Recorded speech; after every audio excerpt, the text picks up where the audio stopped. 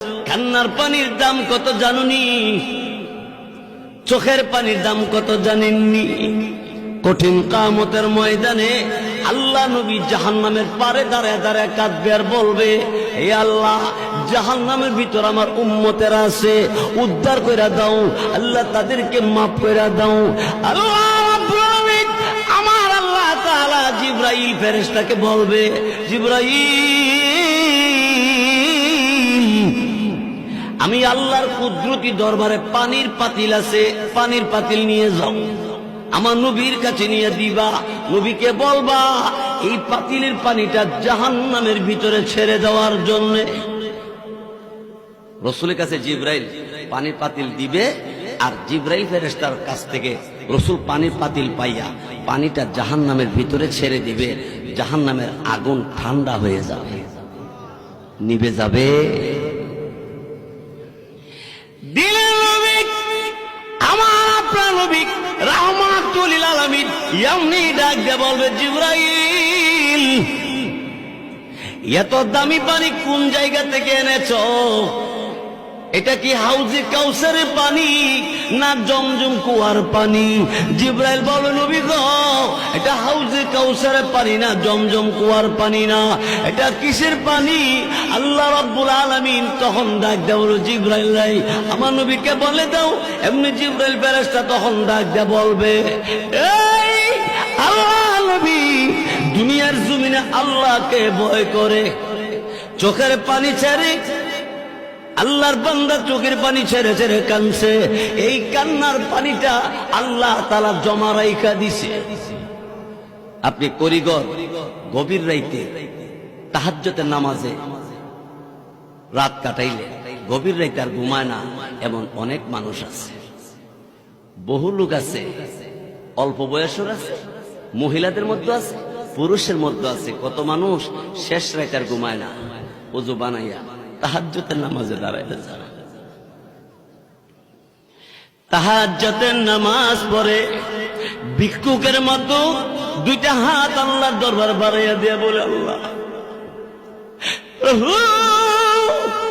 এই পরওয়ারদিগার আলম, আমি গুনাহগার, তোমার নাম গফফার, আমি নাফরমান, তোমার নাম রহমান। আমরা নাফরমান কিনা?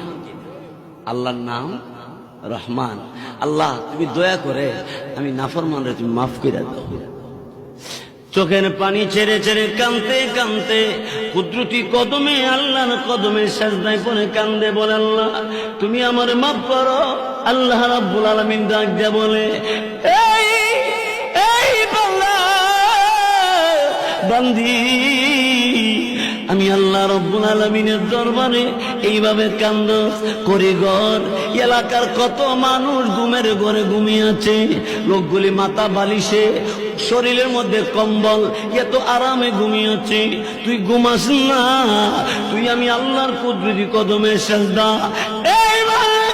সব মানুষের মাথা বালিশে, আর তোর মাথা আমি আল্লাহর কুদরতি কদমে। আরে বান্দা, আমি আল্লাহ তোরে মাফ করবো না, কারে মাফ করব? গভীর রাতে গুনাহ করেছিস, কেমন গুনাহ করেছ? আমি আল্লাহর কাছে যখন সিজদা করে ডাক দিছ, আমি আল্লাহ এই মুহূর্তে তোরে মাফ করে দিছি। জোরে কোন ঠিক কিনা? আল্লাহ মাফ করবো কিনা? গুনাহগার বান্দা বান্দি রে আল্লাহ তাআলা এত সুন্দর করে ডাক দিয়েছে, কোরআন শরীফে আছে। আল্লাহ বলেন, ইয়া ইবাদি, হে আমার বান্দা বান্দি। সুবহানাল্লাহ, জোরে কর। কোন বান্দা বান্দি জানেননি? আল্লাহ বলেন, আল্লাযীনা আসরাফু আলা আনফুসিহিম, যারা গুনাহ করছো, তারা গুনাহ করতে করতে করতে করতে করতে করতে আসমানে লাগাইছো, সাগরে ফেনা সমতুল্য গুনাহ করছো। এই মন অপরাধীদেরকে আল্লাহ রাখছে, ও আমার গুনাহগার বান্দা বান্দিরা। সুবহানাল্লাহ, জোরে ইয়া ইবাদিয়াল্লাযীনা আসরাফু আলা আনফুসিহিম। সুবহানাল্লাহ বলে, পাপাচার পাপিষ্ঠ বান্দা বান্দি, কান্দিস না। আমি আল্লাহর কাছে যখন এমনি কাঁদছস, আমি আল্লাহ তোরে ডাক দিলাম, লা তাকুনাতু মির রাহমাতিল্লাহ।